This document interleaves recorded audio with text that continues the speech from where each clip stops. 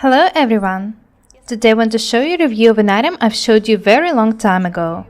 First I wanted to have a look at me when I'm wearing it, and then we'll have a look at it on a table. I'll show you all the details. When I was making this flounce, I forgot about modesty. I've decided to make a gorgeous one. Don't be afraid of making big flounces. They look amazing. This one is the perfect example. The right and the left sides of the flounce are separate. Notice that these edges aren't attached to the blouse either. They also look pretty good. I remind you that this blouse was cut in a bias. Have a look at this part.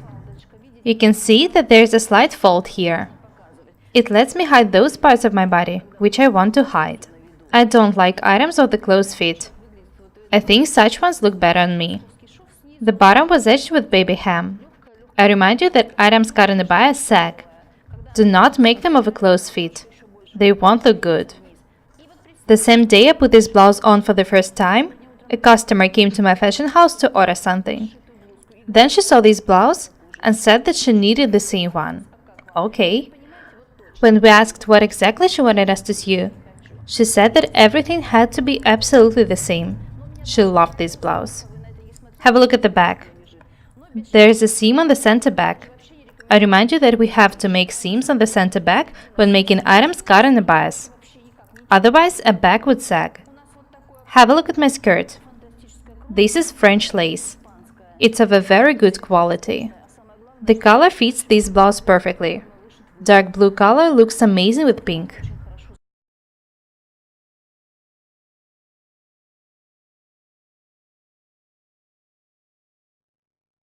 I want to show you this skirt too. We'll have a close look at its wrong side. Have a look at the table. This blouse was cut in a bias. The edges were stitched with a baby ham. Have a look at the flounce. I've already told you that it consists of the two details.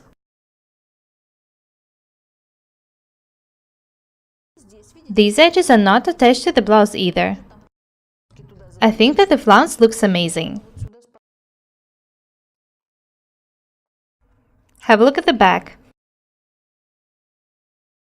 This is the center back.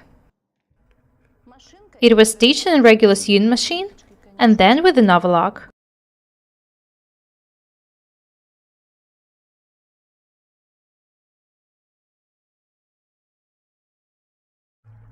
This is the welt. It's doubled with fabric adhesive.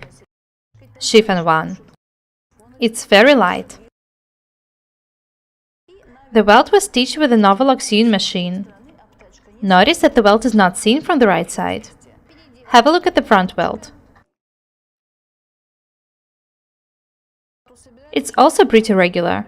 It's doubled and stitched with an overlock sewing machine. Have a look at the darts. They are bias. Now let's have a look at the armholes. They were edged with very thin bias binding. Sometimes I look at the items our tailors make, and I can't stop applauding.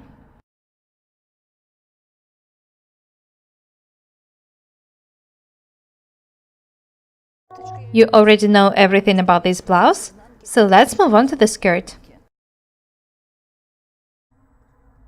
The skirt was made of the dark blue silk and then covered with lace.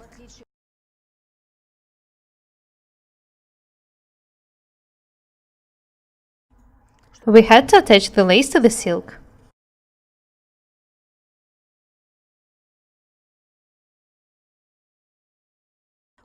The waistband was also made of silk. I've decided not to cover it with lace. You can do it if you want.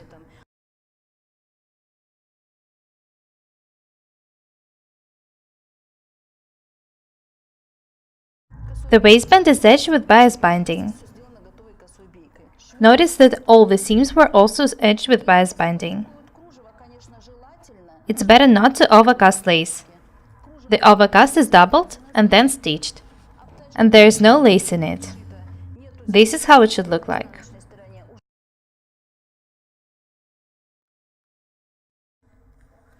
Notice how our tailors edged the ends of zippers. You can see if the item is of a good quality or not by looking in its wrong side. I don't even know how to title this video. This was meant to be a review of a finished item, but I think that this is more like a conversation about the importance of knowing sewing techniques. If you learn the techniques we show you, you'll be able to sew anything you want. That's all for today. Be different and beautiful. Subscribe to my channel. My name is Irina. Goodbye.